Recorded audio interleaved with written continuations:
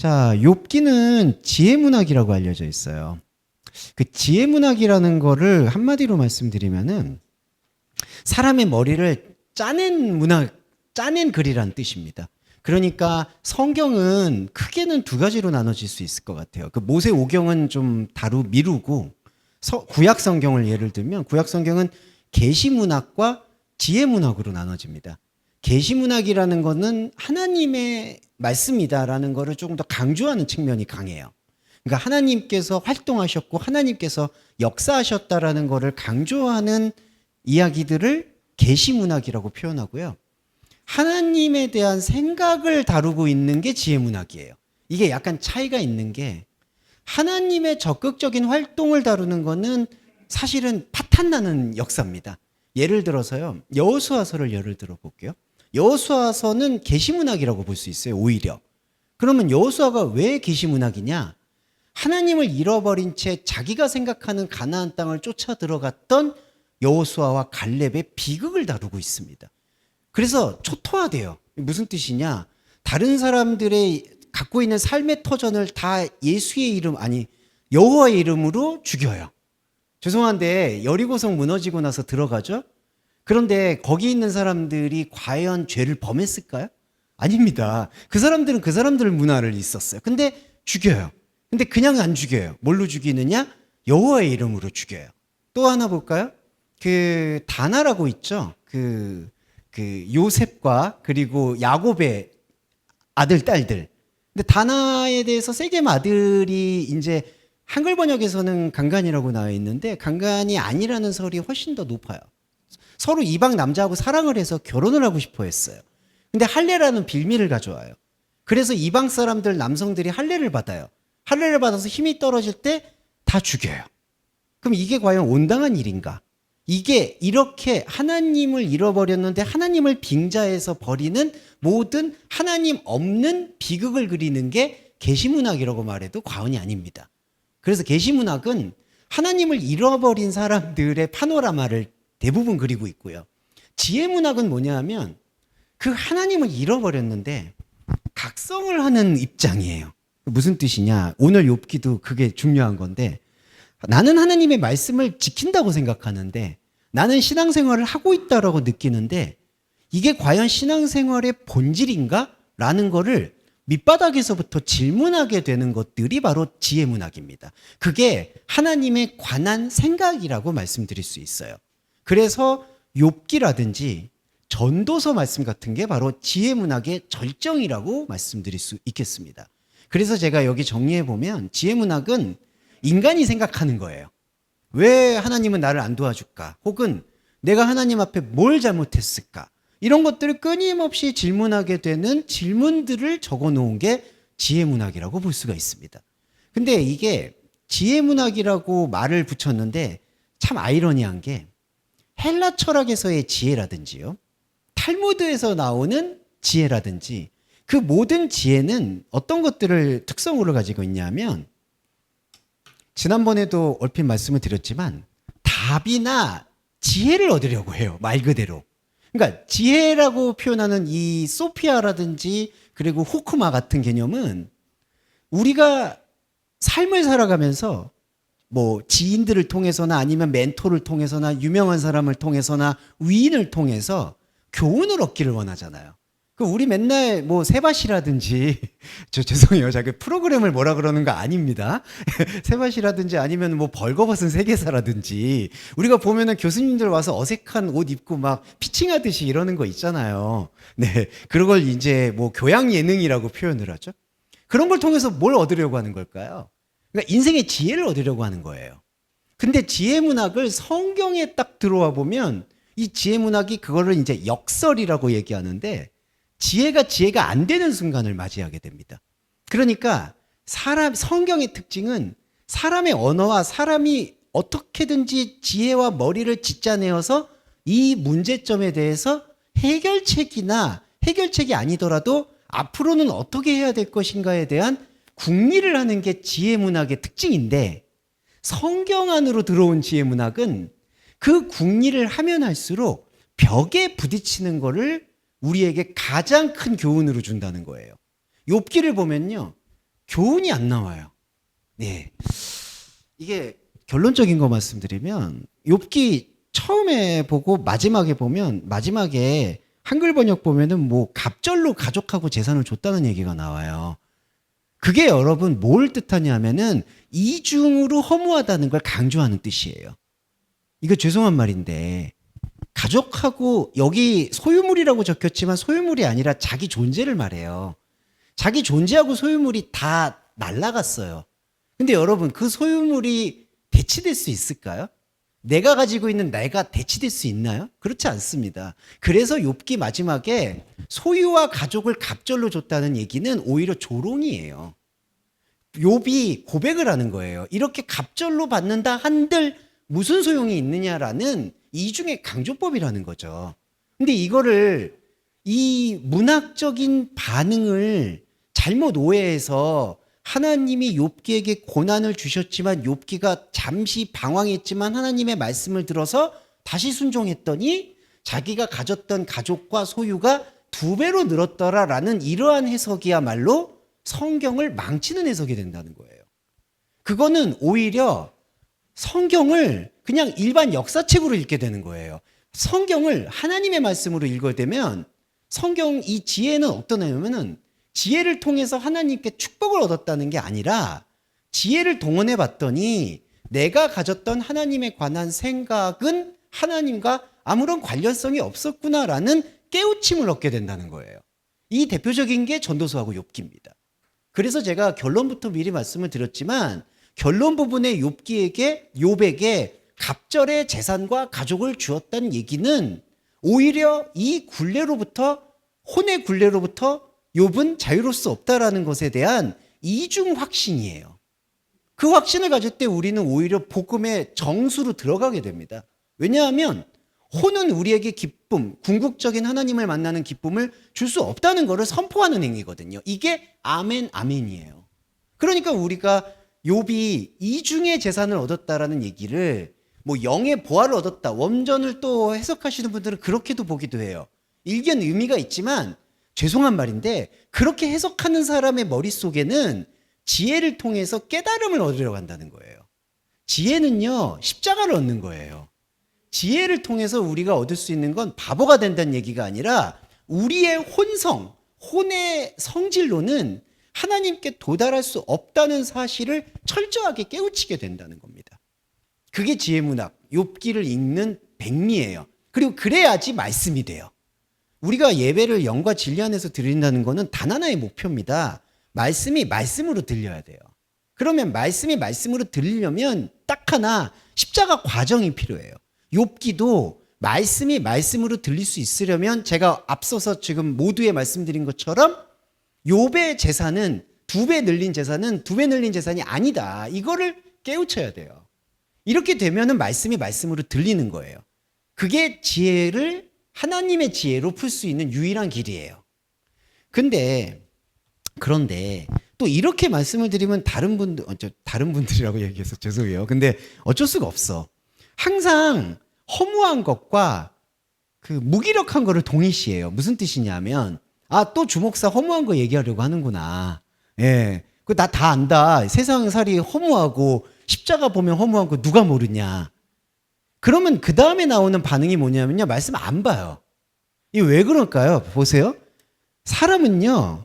크로노스의 존재라서 결론이 나왔다고 생각하면 이거 다 똑같은 거네. 다 똑같이 허무한 거네. 허무하다라는 선악과에 사로잡혀요. 여러분 허무하다라고 들으면 그 일을 할까요? 안 할까요? 선악과에 사로잡힌 사람은 안 해요. 여러분 만약에 한 달 내내 일을 하셨는데 악담이 아니라 만약에 월급을 안 받는다는 걸 여러분이 하나님께서 계시를 줬다고 생각해 보세요. 배우로서 활동하셨는데 개런티를 안 줘. 그냥 이게 얼굴 좋고 인상 좋은 사람이 웃으면서 우리 열심히 했으니까 재능 기부하자 이렇게 얘기해요. 그걸 미리 알아요. 할까요? 안 할까요? 인간의 선악과적 본성은 안 해요. 이게 허무의 함정이에요. 그러니까 이게 복음의 함정이에요. 왜 복음의 함정이냐면 욥기는 허무한 걸로 끝난다라고 미리 말씀을 드리면 그럼 허무한데 이거를 왜 봐? 이거는 어디에도 다 허무하잖아. 근데 이 사고방식을 바꾸는 게 말씀이에요.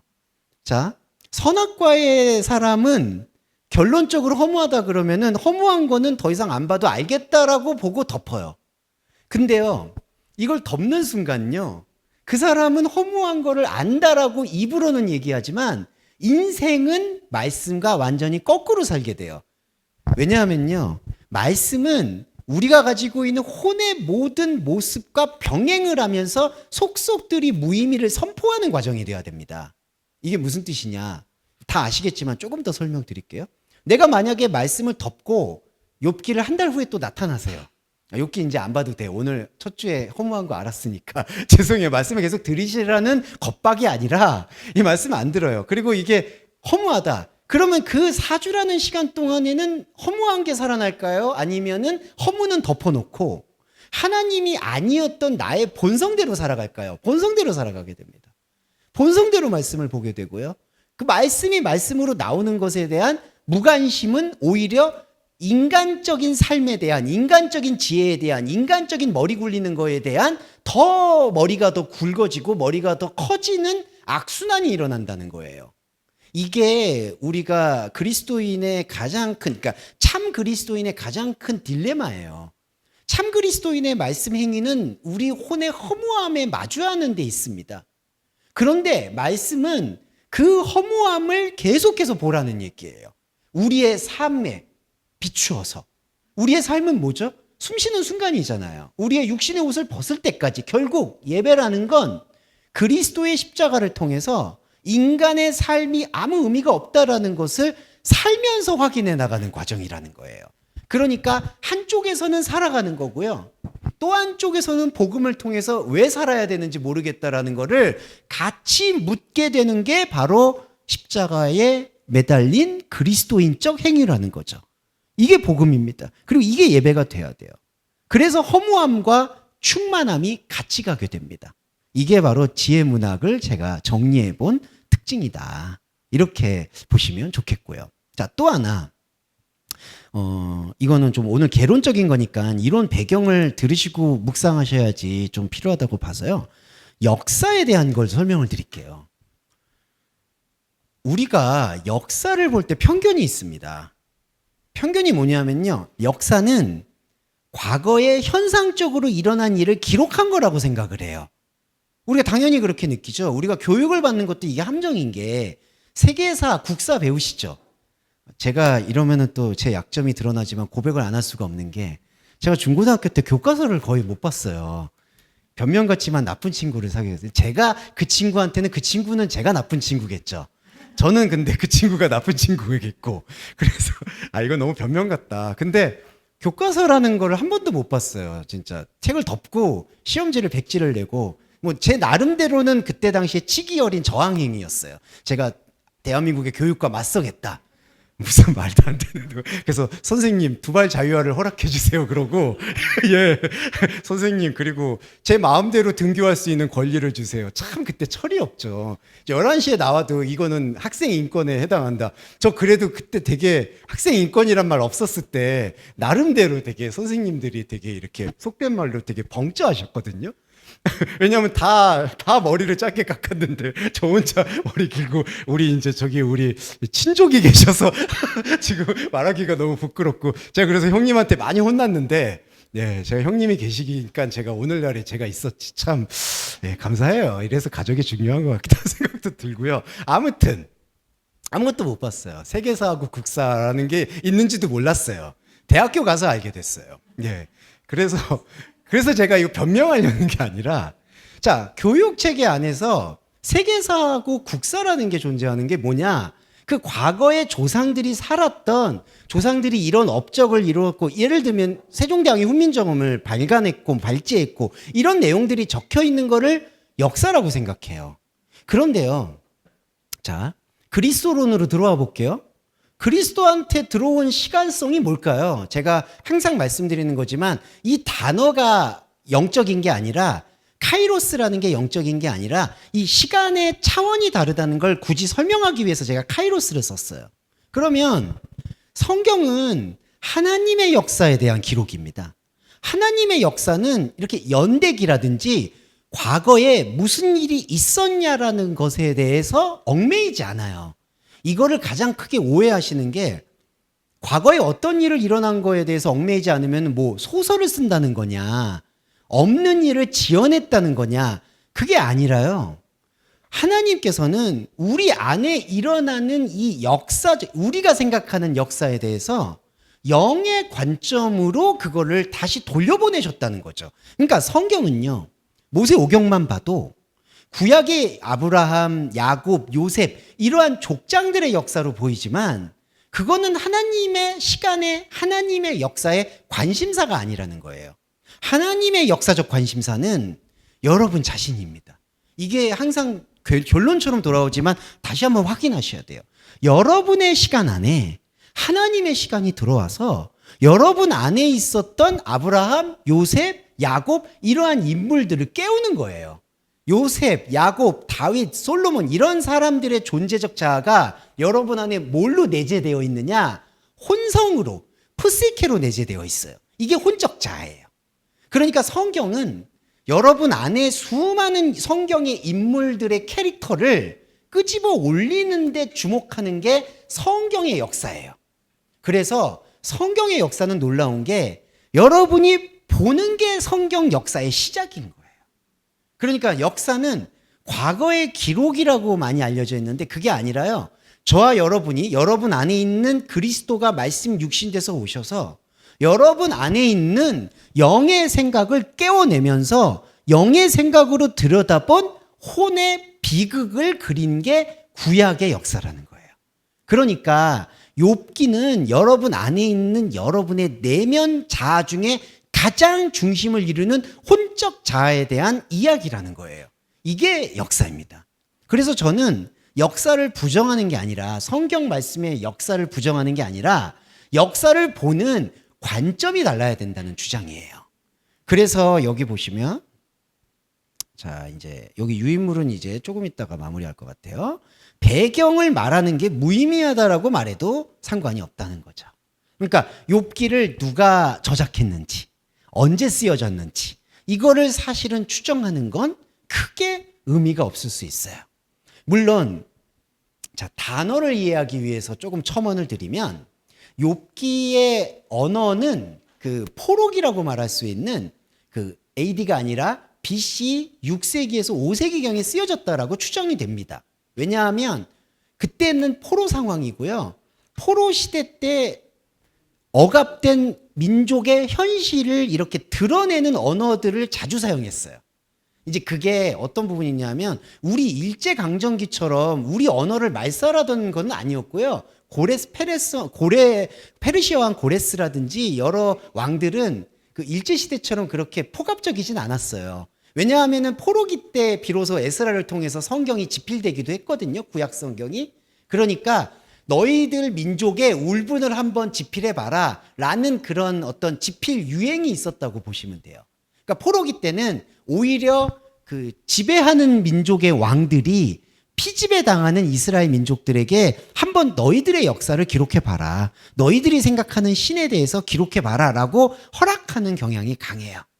그래서 나오는 게 그때 당시에 언어들이 많이 나오니까 욥기는 아마도 BC 5세기경이나 6세기경에 이스라엘이 뭐 페르시아라든지 바벨론에 포로가 되었을 때 써있을 것이다 라는 게 추정이에요. 그건 언어적 추정이에요. 그런데 그게 또 중요한 게 아니에요. 왜냐하면 욥기를 마치 그 고레스 왕이라든지 뭐 페르시아나 바벨론한테 지배당했을 때 지배당했는 게 너무 슬프고 하나님 왜 나는 하나님을 명령을 잘 지켰는데 이런 고난을 주세요라는 현상적인 고난에 대한 기록으로 읽을 가능성이 농후하기 때문에 그거 역시도 의미가 아니라는 거예요. 그러면 욥기를 이해할 때는 뭐를 이해해야 되느냐? 바로 딱 하나입니다. 뭐냐? 딱 하나 이거예요. 욥의 이름. 회개자, 대적받는 자, 고통받는 자. 근데 이 고통이 이제 이중이죠. 고통의 이중성만 설명드리고 이제 본문을 좀 이따 볼게요. 오늘은 이중성 설명드리고 잠깐 쉬었다가 이제 본문을 쭉 내려가 보겠습니다. 고통의 이중성이 뭐냐면요. 고통은 두 가지가 있어요. 현상에서 겪는 고통이 있고 영을 알게 될 때 나타나는 고통이 있어요. 그런데요. 영을 알게 될 때 나타나는 고통의 이 부분을 주목해 볼 때 자, 현상 고통은 나중에 말씀드릴게요.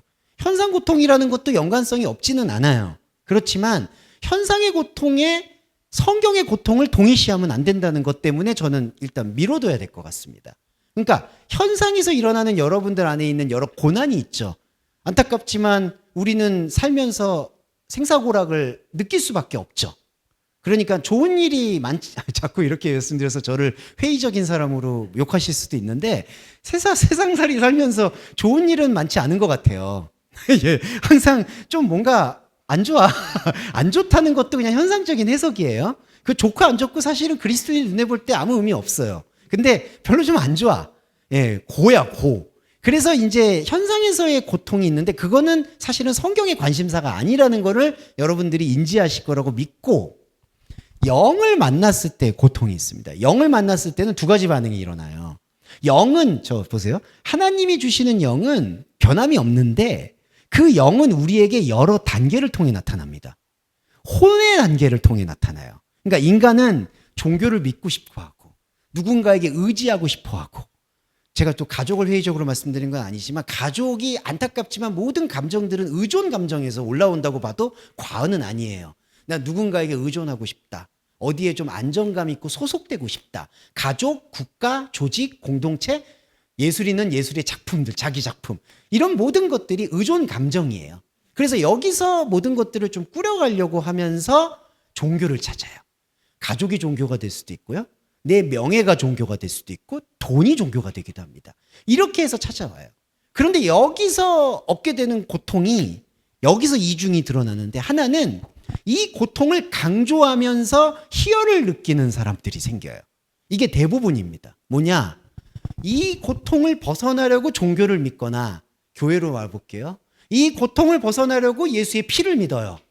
근데 이 예수의 피가 우리의 발목을 잡습니다. 왜냐하면 나의 종교적인 만족감을 일시적으로 충족시켜 주니까, 고통을 일시적으로 있는 것처럼 보이니까. 이게 안타까운 독약 같은 플라시보 효과예요. 예배하고 찬양하고 말씀 보고, 이것도 말씀이 아닌 말씀이죠. 이걸 보고 그리고 사람들끼리 셀그룹하고 으쌰으쌰하고 같이 기도하고, 비난이 아니에요. 우리 안에 있는 안타까운 혼의 현상이에요. 이렇게 하면서 나 지금 잘 가고 있구나. 나 제법 이게 인품이 달라졌구나. 내 인생이 그러다 보니까 좋아지겠구나. 이렇게 믿게 되면서 우리는 진짜 영적 고통의 단계가 뭔지 모른 채 또 현상 고통을 해결하기 위한 방식으로 교회를 찾게 됩니다. 그러면서 현상 고통에 대해서 중보기도 요청하고 뭔가 벗어나기를 원하고, 거기서 벗어나면 하나님한테 현상으로 영광 돌리고, 이게 고통 없는 고통이에요. 지옥입니다. 근데 진짜 고통이 뭐냐? 이제 마지막으로 볼게요. 진짜 고통은 욥의 그리스도가 저와 여러분 안으로 들어오는 고통이에요. 이게 바로 영적 전쟁을 수반하는 고통인데, 이 고통은 반드시 필요해요. 이 고난은 뭐냐? 바로 허무와 맞닿아 있는 거예요. 제가 처음에 말씀드렸던 허무. 내가 내 삶이 좋아지려고 믿었더니, 아니면은 내가 뭔가 정신적으로 힐링을 받으려고 믿었더니 그 믿음과 상관없다고 얘기하는 게 그리스도의 십자가였네?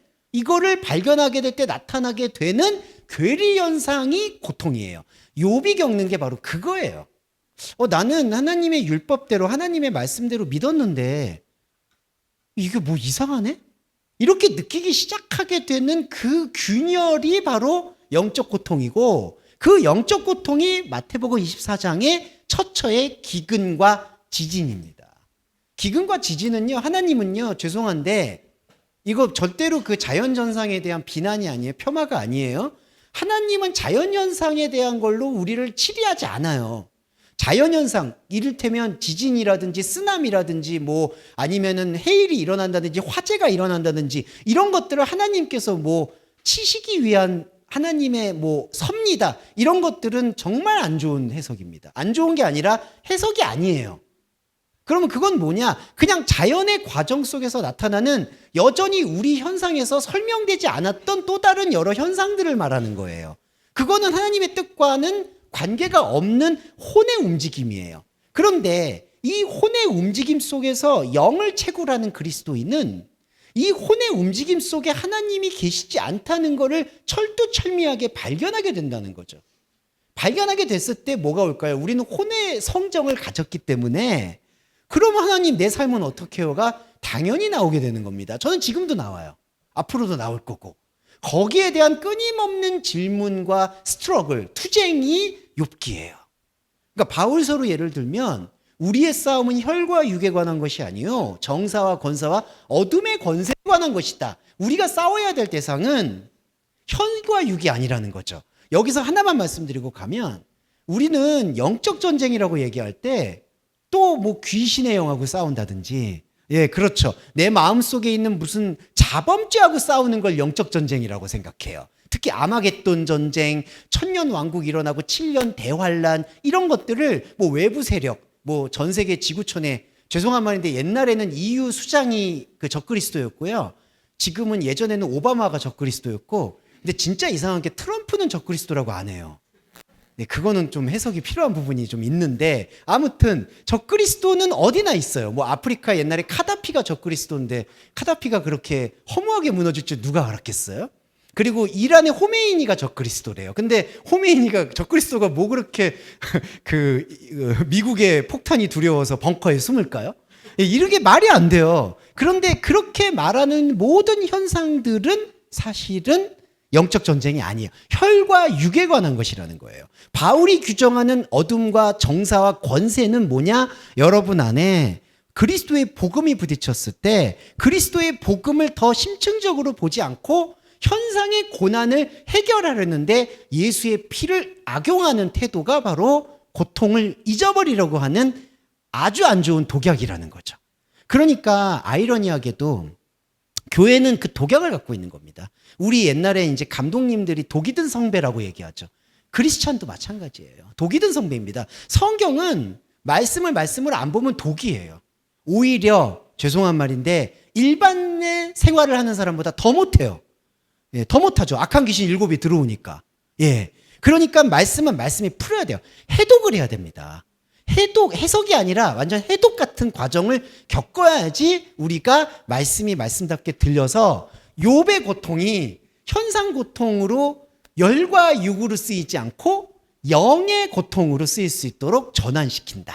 이게 바로 욥기에 대한 개론의 이야기라고 생각합니다. 우스 땅의 욥이라 불리는 사람이 있는데 우스가 무슨 의미가 있다라고 하는데 별로 우스는 큰 의미가 없다고 저는 생각합니다. 오히려 큰 의미가 없는 걸로 푸는 게 조금 더 중요하다고 보고 있어요. 어디 땅이든 상관이 없다는 거 생각해 주시면 되겠죠? 온전하고 정직하여 하나님을 경외하며 악에서 떠났다. 근데 이게요, 이 경외라는 단어가 죄송해요. 이 야레거든요. 히브리어 야레. 이쪽하고 조금 그냥 비교하면서 말씀드릴게요. 근데 이 야레라는 게요, 두려움이라는 뜻이 있어요. 그러니까 이 경외심이라는 거를 긍정적으로 볼 것은 사실은 아닙니다. 경외심이라는 거는 우리가 종교를 가질 때 외부의 어떤 감각이나 반응을 통해서 믿게 되는 경향이 많죠. 그러니까 이 경외심은 사실은 하나님에 대한 두려움이라고 보시면 돼요. 신에 대한 두려움, 미래에 대한 두려움, 아니면 내가 죽은 이후에 어떻게 될까 이런 것에 대한 두려움. 이게 두려움이에요. 그래서 두렵기 때문에 악에서 떠났다라고 보는 게 사실은 1장 1절의 해석 중에 제일 중요하다고 볼 수 있어요. 물론 그 두려움에서 시작해서 진짜 두려움으로 가야죠. 진짜 두려움은 뭐냐? 하나님을 알 수 없는 것에 대한 두려움입니다. 그건 영적 두려움이에요. 그게 고난이에요. 아, 내가 이렇게 말씀을 봐도 십자가 앞에서 하나님을 볼 수가 없겠구나라는 그 영적 절망감, 그게 진짜 두려움이고요. 그러니까 말씀의 두려움, 그게 경외심이고, 여기서 지금 악에서 떠나려고 발버둥 치는 욥의 모습을 보여주는 게 두려워서 악에서 떠나는 거예요. 그러니까 하나님이 두렵고 하나님의 두려움에서 뭔가 자유롭고 안정감을 추구하기 위해서 악을 거부하는 태도가 바로 욥의 모습이고 저와 여러분의 모습이죠. 1절입니다. 그리고 아들 7과 딸 3인데요. 요거는 게마트리아로 의미를 푸는 분도 있는데 이건 넘어갈게요. 예. 뭐 게마트리아로 풀게 되면 뭐 세워진 자는 완전수고 뭐 그다음에 세워짐을 받아야 될 자는 인간의 완전수다 이러는데 그거는 근거 없어요. 예. 여러분 그 하나만 말씀드리고 갈게요. 게마트리아 히브리어 숫자 해석할 때는 모세오경만 유효하다고 저는 봐도 과언이 아닙니다.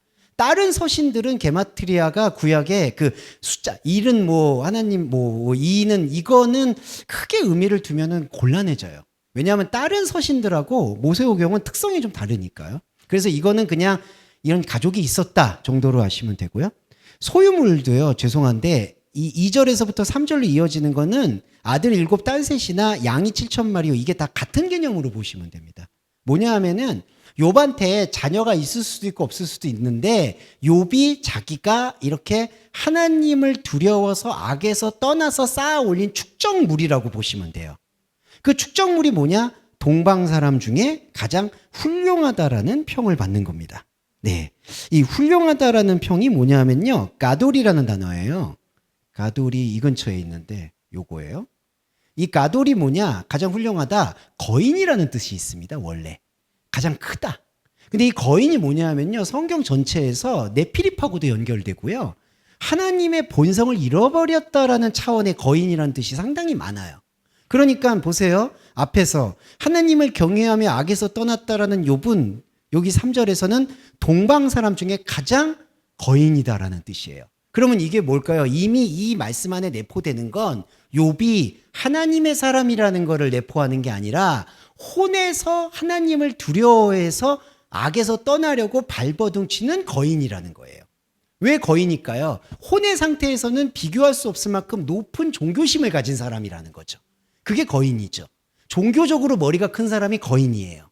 그래서 훌륭하다라는 뜻을 다시 풀어보면 가돌, 베콜 가돌, 가장 머리가 큰 사람이다라고 볼 수 있겠죠. 또 하나, 동방 사람이란 뜻은요, 동방이라는 특정 지역을 얘기하는 게 아니라 해가 떠오르는 사람들 중에서 가장 거인이다. 해가 떠오르는 건 문명을 뜻하고요, 인간의 삶을 얘기해요. 그러니까 인간의 삶을 살아가는 것 중에 가장 머리가 큰 거.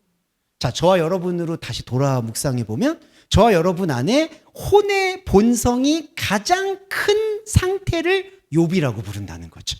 네, 혼의 본성이 가장 큰 상태, 이게 욥입니다. 그러면서 이제 생일 잔치 청하여 마신다. 자, 4절의 의도는 뭐냐면요, 조직 관리예요.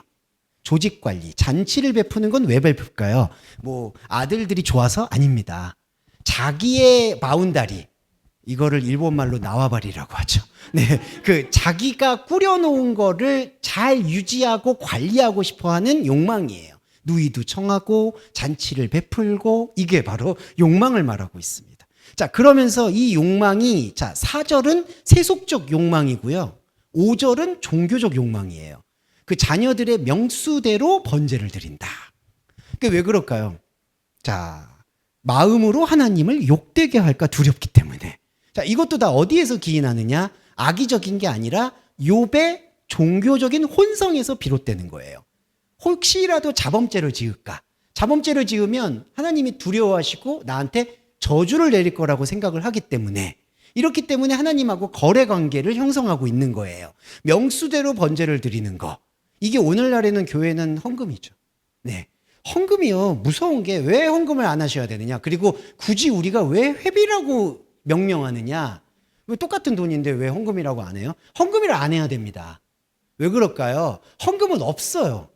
헌금이라는 개념이 아니라요, 헌금이라고 쓰이는 것들은 구약에서 레위 지파한테 줬던 건데 그것도 잘못된 거고요. 왜냐하면 레위 지파들이나 유다 지파는 또 땅도 뒷공역으로 분배받았는데 또 받거든요. 10분의 1도 말도 안 돼요, 솔직히. 이제 그렇기 때문에 헌금은 없어요. 그러니까 여기서의 번제도 헌금인데 이 헌금은 하나님이 원하시는 것과 상관이 없다는 거죠. 그래서 욥의 행위가 항상 이러했다. 이거 좋은 표현 아닙니다. 묵상해 보시면은 욥의 행위는 일생이 이랬다는 얘기예요. 저와 여러분 안에 머리 큰 거인은 하나님을 오히려 대적하고 항상 이러한 행위를 반복하고 있다는 거죠. 자, 이게 이제 깨져야 되는 거예요. 이게 욥기의 시작점이에요. 자, 그런데 자, 하루는, 이 하루 볼게요. 하루가요, 하하룸이에요. 그날. 근데 이 그날이 뭐냐 하면은 이렇게 평생을 이러한 욥의 머리가 큰 상태 중에, 자, 말씀이 들어오는 상태인데요. 자, 말씀은 두 가지 기능이 나와요. 하나는 내가 가지고 있는 하나님 없는 생각을 폭로시켜요. 그게 십자가죠. 두 번째는 부활이에요. 내가 폭로되고 보니까 하나님이 없다는 걸 느껴. 하나님과 내가 하나야라는 걸 느끼는 부활이에요. 근데 여러분, 구약 말씀은 단언컨대 부활 말씀이 내용으로 담긴 게 거의 없어요. 하나님이 나와 하나가 되었다라는 그 충만한 황홀경에 대한 묘사는 거의 없어요. 제가 없다고 말할 수 없기 때문에 거의 없다고 얘기하는 것 뿐이에요. 그 행간에 살펴보면 무한한 하나님의 하나되심이 당연히 있죠. 하지만 인간의 언어 속에서는 뭐만 사실 남느냐? 십자가 차원만 남는 거예요. 하나님 없는 차원. 그게 욥의 행위 중에 항상 이러한데 하루가 들어와요. 그날이 뭐냐? 신약으로 말하면 그때예요. 예배의 때입니다. 이때가 예배예요. 저와 여러분의 때, 이 하루예요. 하루에 폭로가 되는 거죠. 그러니까 하루에 하나님이 말씀하시는 게 어떤 방식으로 말씀하시느냐? 우리의 혼적인 본성이 폭로가 돼요. 하나님의 아들들이 옵니다. 죄송해요. 이 하나님의 아들들이요, 좋은 표현이 아니에요. 제가 자꾸 나쁜 표현이라고 말씀드려서 죄송한데, 하나님의 아들들이 어디에 쓰였냐? 창세기 보시면요, 하나님의 아들들이 사람에 따라고 결혼합니다. 거기서 이제 뭐가 나오죠? 거인들이. 그 하나님의 아들들이 하나님의 아들들일까요? 아니에요. 하나님의 아들들을 자부하는 자들이에요. 왜냐하면 하나님의 아들들이 사람의 딸을 취했다라는 것 자체는 하나님이기를 원하면서 하나님이기 원하는 방식을 땅에서 해결하려는 사람들의 모든 모습을 하나님의 아들들이라고 얘기하는 거예요. 그러니까 진짜 하나님의 아들들은 독생자 그리스도를 받아들여서 하나님과 내가 하나인 존재가 된 것이 진짜 조상이고 진짜 아버지고 진짜 하나님 아들이고, 여기서 보고 있는 하나님의 아들들은 이 머리 큰 거인인 욥이 세워놓은 하나님과는 상관없는 바벨탑이라는 거죠. 바벨탑 안에 여호와가 들어와요. 여기 설명드릴게요. 여호와죠. 여러분, 여호와와 엘로힘하고는 어떤 그리스도적 차이가 있느냐? 엘로힘하고 여호와일 때요, 엘로힘은 밖의 신을 얘기해요. 여호와는 우리 안에 들어온 신을 얘기합니다. 그런데 이거는 말씀이 우리 안에 들어왔을 때 해당하는 행위예요. 이 여호와는 어떤 여호와냐? 우리가 만들어낸 우상이에요. 여러분 보세요. 엘로힘 여호와, 그러니까 하나님 여호와라고 부르죠. 근데 하나님 여호와가 복음으로 하나 된 사람한테는 어떻게 들렸느냐? 세상에 수많은 종교적인 엘로힘이 있는데 그 엘로힘이 내 안에 말씀 육신이 돼서 들어왔다. 그게 스스로 있는 자 여호와가 나와 함께할 때 하나님 여호와는 주 예수 그리스도처럼 완성이 되는 거예요. 그런데 여러분, 엘로힘이라는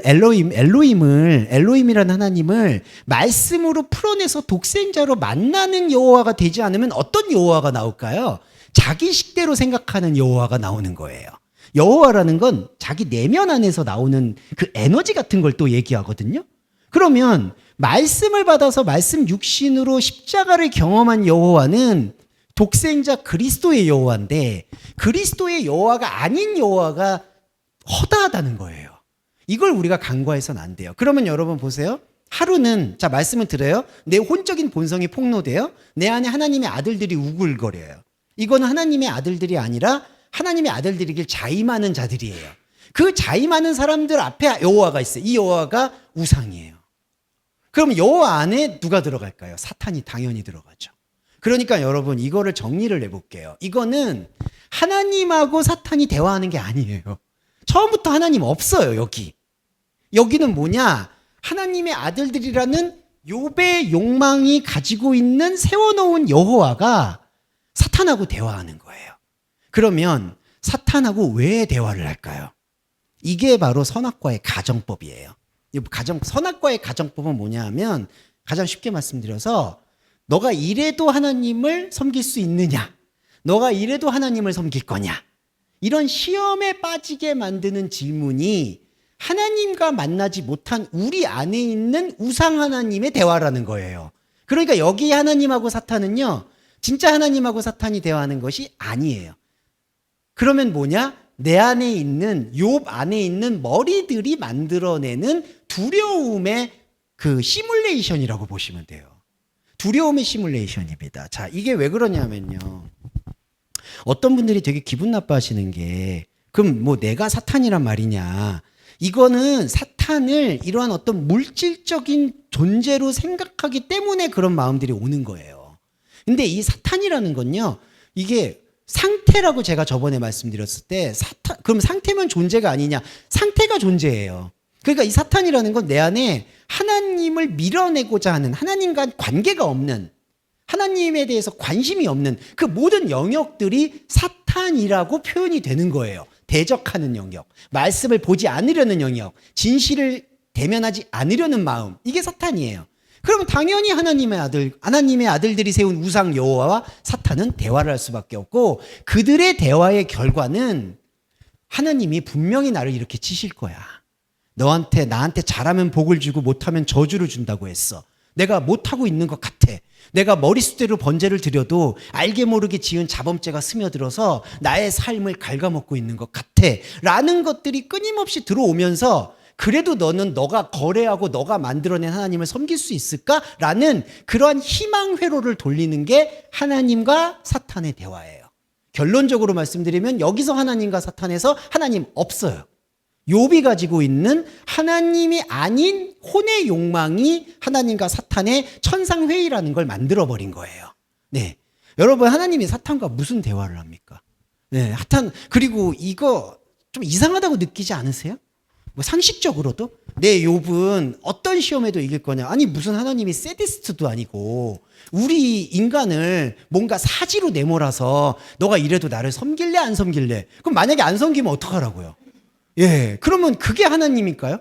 아닙니다. 하나님의 언약은요, 제가 아까도 잠깐 말씀드렸듯이 하나님의 언약은 약속이기 때문에 그 약속은 원리예요. 이렇게 시험을 하고 시험받고 내가 잘하면 복을 주고 못하면 저주받고, 이 패러다임은 하나님 아니에요. 그러니까 제가 이 말씀 드리는 핵심은요, 뭐 하나님이 그러면 나한테 다 옹호한다, 나를 다 위한다, 이런 말씀을 드리려는 게 아니라요, 하나님의 말씀 체계는 언약 체계라는 걸 말씀드리려는 거예요. 말씀, 나바르가 언약인데, 메리트인데 어디서 찾아요? 왜 인간적인 시험과 인간적인 현상과 인간적인 굴레에서 하나님을 찾아서 의미를 부여하려 하느냐는 거죠. 근데 욥은 그걸 해요. 우리 안에 있는 큰 머리가 그걸 하는 거예요. 거인이 하는 거예요. 이거 죽어야 돼요. 자, 여기 8절에 내가 내 종 욥을 주의하여 보느냐, 온전하고 정직하며 악에서 떠난 자는 세상에 없냐. 당연히 세상에 없지. 예, 왜냐하면은요, 자기 안에 있는 가장 큰 머리인데 이게 가장 내세울 수 있는 히든 카드잖아요. 여러분 안에 있는, 죄송한데, 혼의 정체성입니다. 이게 나 이거 없으면 죽어, 주원규가 이거 없으면 죽어, 이런 거예요. 여러분 안에도 인생에 그런 게 안타깝지만, 죄송하지만 존재하고 있죠. 나를 꼭 필요로 하는 사람들이 있어 라든지. 과도한 책임감도 내려놓으셔야 됩니다. 이게 영적 지뢰밭이 많아요. 내가 뭔가 누군가를 책임져야 된다는 생각, 그리고 책임을 내가 받아야 된다는 생각, 누군가에게 의존하겠다는 생각, 누군가를 내가 돌봐줘야 되겠다는 생각. 사실 그런 것들이 그리스도인한테는 점점점 중화가 돼야 돼요. 그리고 만나야 돼요. 이게 바로 진정한 코이노니아의 본질이에요. 근데 여호와는, 우상은 사탄에게 이걸 들이밀어요. 그러면 사탄은 뭘까요? 사탄이란 존재는요, 자, 여호와는 종교적 혼적자고요, 사탄은 일반적 혼적자예요.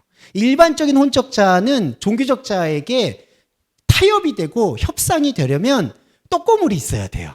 자, 일반적 사탄, 죄송해요. 일반적인 여러분, 일반적인 우리가 교회를 나오려면 어떻게 해야 되죠?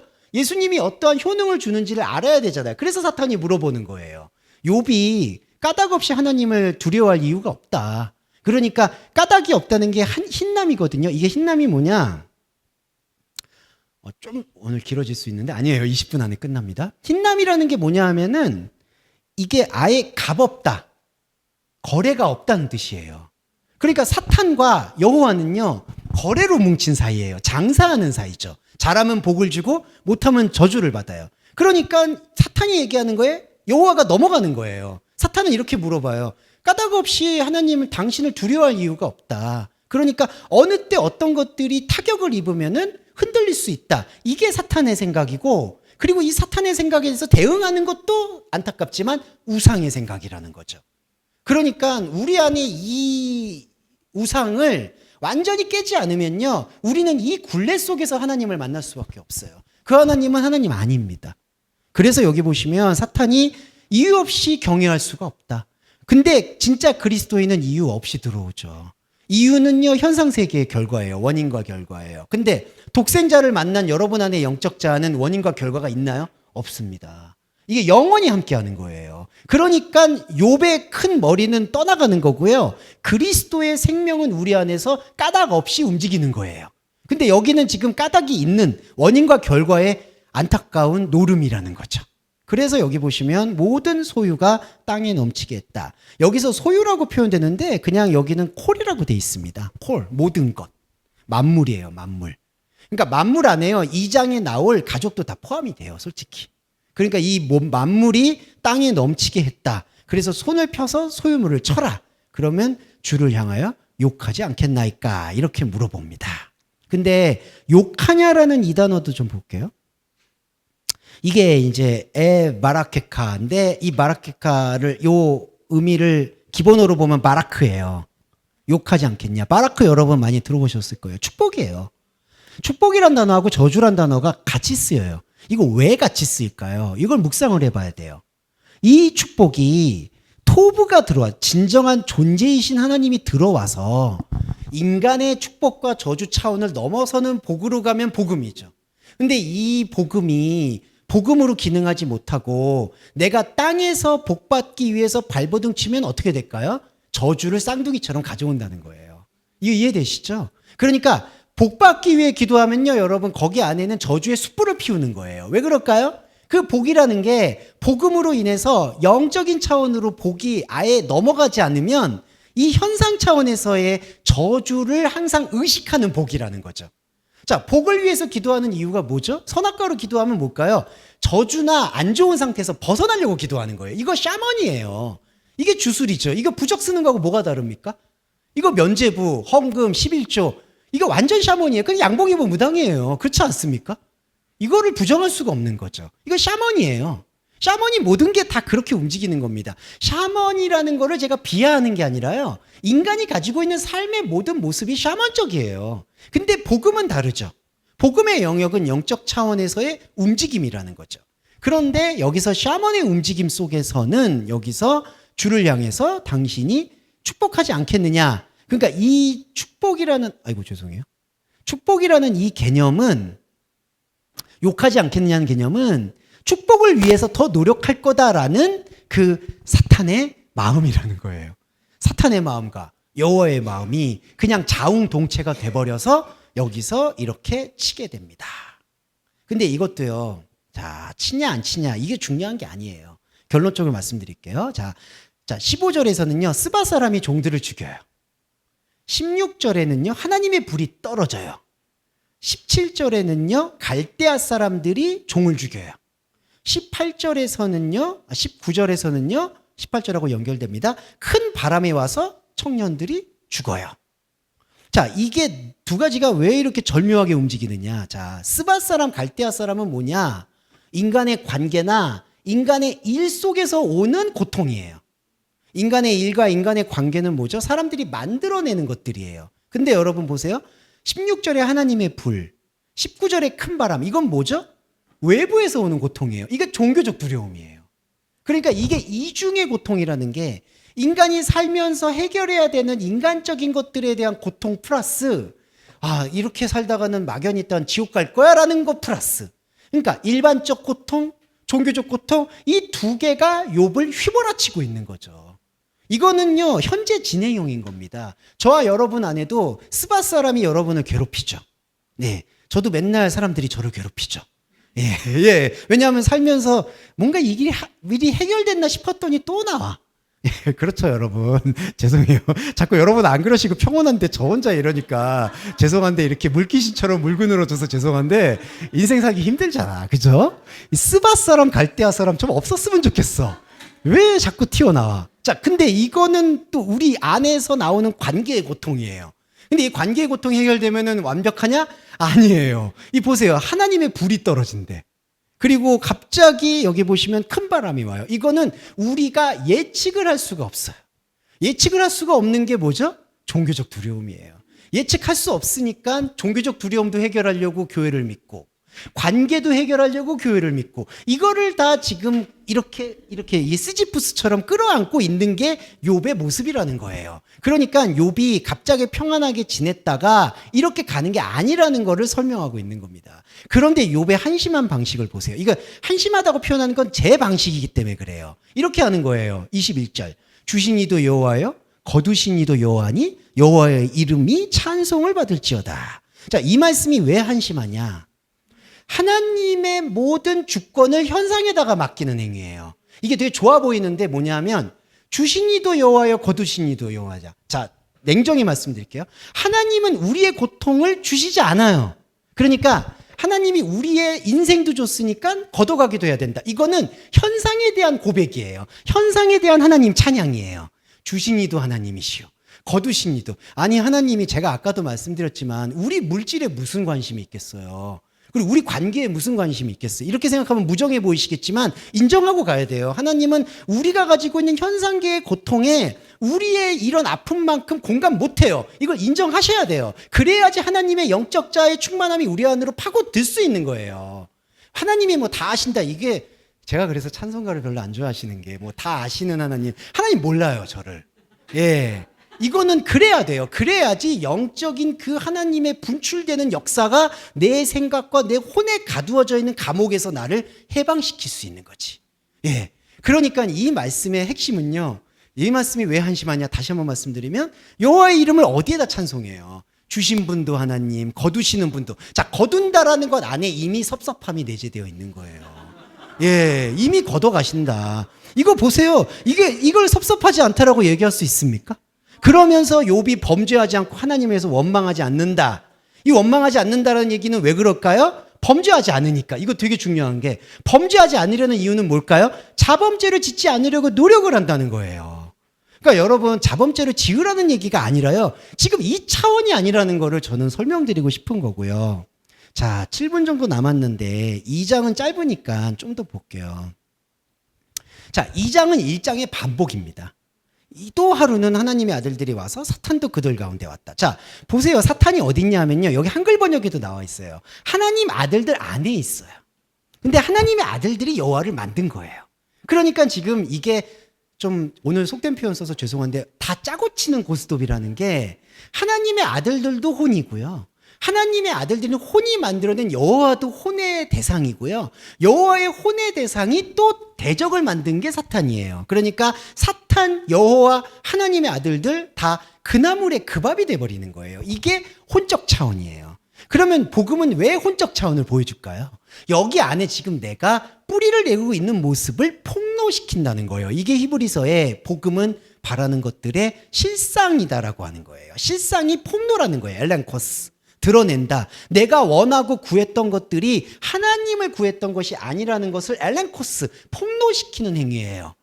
복음은 폭로예요, 여러분. 탐사보도처럼 진실의 실체를 알려주는 거예요. 그래서 내 안에 잘못된 하나님의 아들들, 잘못된 여호와, 그리고 그 잘못된 여호와를 또 딴지거는 여호와, 사탄. 이렇게 움직이는 거예요. 그러니까 여기 안에 여러분 진정한 영적 디카이노신의 의는 없어요. 이거를 우리가 봐야지 십자가 차원으로 갈 수 있는 겁니다. 네. 자, 그러면서 내가 땅을 두루돌아. 항상 사탄은 땅을 먹고 살아요. 예. 근데 여호와는 하늘을 원해요. 근데 여러분 보세요. 이때 말하는 하늘도 땅에서 올려다본 하늘이에요. 이 바벨탑이 뭘까요? 땅에서부터 시작해서 위를 보죠. 그러니까 하늘을 봐도요. 땅이 전제가 되어 있는 하늘이라는 거예요. 이러면 안 됩니다. 이 휴거가 돼야 돼요. 그리스도인은. 땅에서 머리 둘 것이 없다는 것을 복음으로 느끼고 선포하고 인지하면 땅에서부터 여러분 뿌리가 뽑혀요. 그러면 이제 공중을 부유하는 거예요. 이게 휴거예요. 휴거.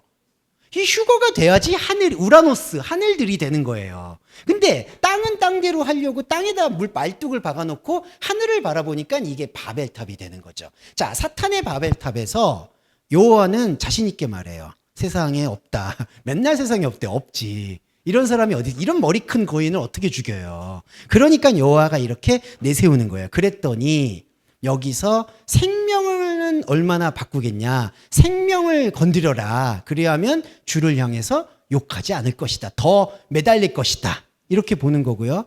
그러면서 6절에서 이제 볼게요. 오늘 하이라이트입니다. 6절에서 여호와께서 사탄에게 이르시되 내가 그를 내 손에 맡긴다. 다만 그의 생명은 해하지 말아라. 이 말씀의 핵심으로 들어가 볼게요. 자, 여기는 원문을 잠깐만 읽어드릴게요. 힌노 베야데카 아크 엘 나푸쇼쉐모르예요. 아, 죄송합니다. 나푸쇼쉐모르 맞죠? 나푸쇼쉐모르를 어떻게 봐야 되느냐? 생명을 해하지 말라고 했죠. 생명은 두 가지가 있어요. 루아흐가 있고 네페시가 있어요. 루아흐가 영이에요. 그걸 헬라어로 말하면 푸뉴마예요. 그러니까 루아흐를 건드리지 말아라 이렇게 말했다라면 이 여호와는 영으로 관계하는 여호와라는 해석으로 우리가 다시 전환점을 가져갈 수 있을 거라고 봐요. 근데 여기 말하고 있는 이 해석하고 있는 이 네페시는 나파스. 이래서 기본어가 뭐냐? 네페시예요. 그의 혼을 건드리지 말라는 거예요. 이게 하나님의 우리 안에 있는 우상의 본성이에요. 그의 혼 건드리지 말라는 건 뭐죠? 하나님한테 하는 선포예요. 진짜 하나님한테 하는 경고예요. 주님, 제가 열심히 할 테니까 제 혼은 건드리지 마세요. 내 네페시는 절대로 건드리지 마. 죄송해요. 내 네페시 건드리면 하나님이라도 용서 안 할 거야 라고 무장하고 있는 게 우리 안에 있는 욥이라는 거예요. 그러니까 욥 안에 있는 여호와가 이 말을 하는 거예요. 다 고통스럽게도 된다. 그래 하나님 내가 당신 앞에서 엄청 고생하고 내가 이 생 망해도 괜찮다. 근데 천국만큼은 허락해달라. 이런 욕망이 생명은 건드리지 말라는 거예요. 혼을 건드려야 됩니다, 여러분. 왜냐하면 복음은요, 이 네페시가 죽는 게 십자가예요. 이게 그리스도와 함께 죽고 그리스도와 함께 사는 거예요. 이 네페시라는 혼이 한 줌의 죄라는 것을 말씀으로 인정을 해야 돼요. 진짜 여호와였더라면 그렇게 말해요. 자, 혼을 가지고 가라, 사탄아. 그러면 복음이죠. 복음으로 선포하면 사탄이 혼을 가지고 가죠. 혼은 우리한테 흘러가는 거죠. 영이 남죠. 이러면 진짜 여호와겠죠. 근데 이 여호와는 뭐죠? 이 하나님의 아들들이 조장해 놓은 우상의 하나님은 뭐죠? 네페시 건드리지 말라는 거예요. 그러니까 이게 죄송한데요. 미치겠는 게 제가 미치겠다고 얘기한 게 종기가 나버리네. 예. 와, 이 발바닥과 정수리가 뭐냐면요. 이거는 몸을 비유하지만 인생을 비유합니다. 발바닥은요, 활동하는 실천이고요. 정수리는요, 컨트롤 타워를 말해요. 그러니까 우리의 이 몸을 비유로 해서 인생의 모든 활동을 얘기하는 거예요. 인생의 숨쉬는 모든 활동, 먹고 사는 모든 활동. 그 모든 활동에다가 지금 쉐힌, 상처를 얘기합니다. 상처. 이 상처가 뭐냐면요, 악의 흔적이에요. 이 악의 흔적, 이 악의 스티그마를 좀 말씀드릴게요. 악의 흔적이라는 건 뭐냐면요, 자범죄 악을 얘기하는 게 아니라요, 내가 보는 반점 같은 거예요. 계속 지우고 싶어. 그러니까 여러분 결벽증 같은 거 이해하시죠? 손을 계속 씻는데 순결하지 않은 것 같아. 계속 손을 씻게 돼요. 근데 우리가 사실은 대동소이할 뿐이지 종교적자 안에는 이 결벽증이 있는 거예요. 왜냐하면 매주 와서 참회의 기도를 하죠. 이게 뭐죠? 결벽증인 거예요. 이게 악의 흔적이에요. 내 안에 결핍이 있다. 나 아직도 멀었다. 여러분 죄송한데 저는 항상 들었던 얘기가 자아가 안 죽어서 이런데요. 예, 그래서 자꾸 자아를 쳐서 복종시켜야 된다. 그래서 신앙 훈련이 필요하다. 근데 훈련 받기 제가 또 싫어하잖아요. 그러니까 당신은 안 된다. 이제 이런 것들을 제가 항상 들어온 얘기예요. 물론 제가 훈련을 싫어하니까 그런 거는 혼의 본성으로 안 좋은 버릇일 수 있겠죠. 근데 그걸 넘어서서 우리 안에 계속해서 악이 보여요. 이 악은 뭐냐? 정결함을 가고 싶어 하는 욕망이에요. 이게 이 비도덕 도덕을 떠나서 모든 존재들은 여기에 굴레 안에서 이 악의 흔적 안에서 살아갈 수밖에 없게 된다는 걸 욥기를 통해서 말하는 거예요. 그래서 여기는 종기가 없었던 게 낫다는 게 아니라요, 욥의 인생이, 이 머리 큰 거인이 우리를 어떻게 지배하느냐, 우리의 발다버터 정수리라는 이 모든 인생을 악의 흔적으로만 채우고 있다는 거예요. 그래서 이걸 긁어요. 근데 이게 되게 아이러니한 게 뭔지 아시면, 질그릇 조각이 뭐냐면요, 헤레스인데 이거 토기장이에요. 토기장이. 이게 질그릇이란 뜻이에요. 로마서에서 뭐가 쓰였죠?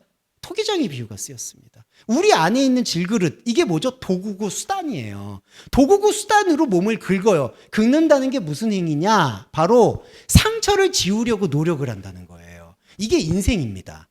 종교적 자아는 어떻죠? 계속 하나님 앞에 회개하고 하나님 앞에 정결하게 하려는 그 의지로 예수의 피를 동원하죠? 그게 질그릇으로 내 종기를 지우는 거고요. 그러면 종교 없는 사람은 자유롭냐? 아니죠. 돈도 자기의 종교고 관계도 종교고 명예도 종교인데 그 사람들은 그 도구와 수단으로 계속 몸을 긁어요. 이 몸 긁다가 끝나는 거예요, 인생이. 이게 욥이에요. 그러니까 이 욥의 의미 속에서 아내가 튀어나오는데, 이거 다음 주에 또 말씀드릴게요. 이 아내와 새 친구가 분리가 됩니다. 그래서 나중에요, 이 아내는 엘리후로 나타나고요, 새 친구는 내 혼의 혼성으로 떠나요. 그리고 새 친구가 나오고 엘리후가 나오고 하나님이 나와요. 이 구조를 이해하셔야 돼요. 아내가 뭐냐면요. 아내가 분리가 돼요. 하나님을 계속해서 욕하고 죽어라. 욕하라고 돼 있죠. 이거 제가 또 말씀드릴게요. 마레크 엘로임 때부트예요. 마레크 뭐죠? 마라크예요. 이거 계속 당신은 그런 방식으로 설교해라. 그런 방식으로 축복해라. 나는 가겠다. 이 여자가 떠나요. 이 여자가 왜 떠날까요? 자, 아이고 22분이네. 이거 다음 주에 해야 될 것 같습니다. 네. 안 되겠다. 이렇게 하면 좀 죄송해요. 오늘 죄송해요. 3분만 더 할게요. 네. 3분만 더 할게요. 네. 이러면 이거 드라마에서도 이렇게 하면 욕먹기 때문에, 예. 잠깐만요. 아내 얘기하고 갈게요. 죄송해요. 네. 여자가 떠나요. 근데 이거 창세기에 보시면은 아담 하와 기억나시죠? 예. 하와가 떠난다는 게 무슨 뜻이냐? 아담에게서 생명을 수용할 수 있는 기능이 분리가 되는 거예요. 근데 이게 전체적으로 보면 거룩의 활동이에요. 왜 엘리후가 새 친구가 그렇게까지 20장 넘죠? 20장 동안 계속 여러분 욥기 읽어보시면 이해 안 되는 거 많죠? 똑같은 얘기를 반복해. 새 친구는 네가 뭔가 잘못한 게 있으니까 그럴 거야. 욥은 나 잘못한 거 없어. 그 얘기 하다 끝나요.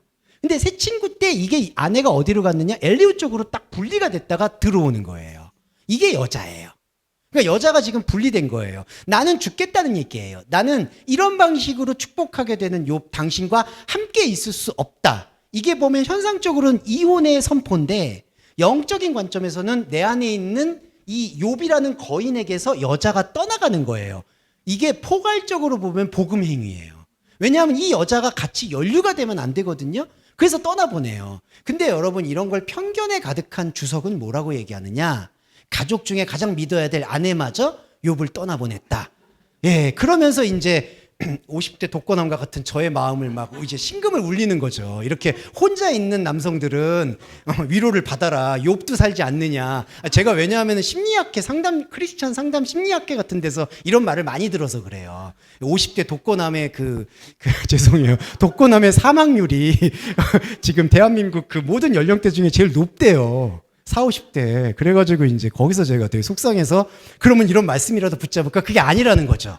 예, 제가 말씀드리고 싶은 건 다음 주에 하겠다는데 말이 길어져서 죄송한데 이 아내가 분리가 되는 겁니다. 이 복음의 거룩행위라고 보시면 돼요. 그리고 뭐가 들어오느냐? 갑자기 어디서 보시면 새 친구가 들어와요.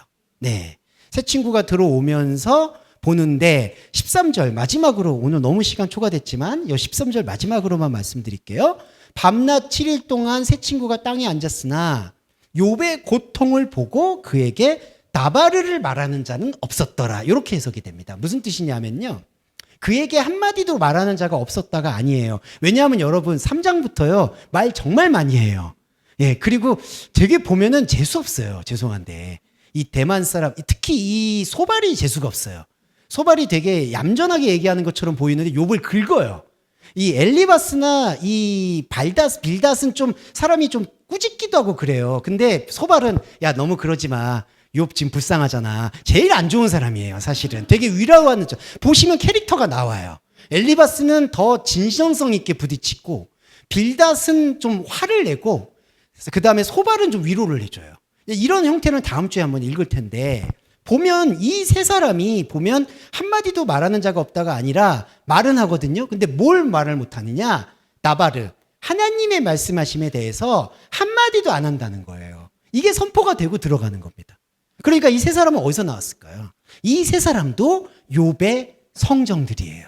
네. 그러니까 왜 셋을 썼을까? 여기서 게마트리아를 굳이 얘기 안 하겠지만 완전한 거예요. 욥의 이 머리 큰 거에 가장 완전한 모델들이 세 사람이에요.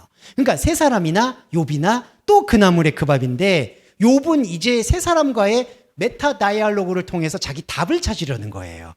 근데 복음에 놀라우면 그 세 친구와의 대화에서 답이 안 보이는 게 복음이에요. 답이 안 보여야죠. 그리고 분리된 다음에 엘리후가 들어오는 겁니다. 네, 이렇게 오늘 이해를 해주시면 감사하겠습니다. 네, 장시간 같이 해주셔서 감사하고요. 기도와 그리고 주기도문으로 마무리하겠습니다.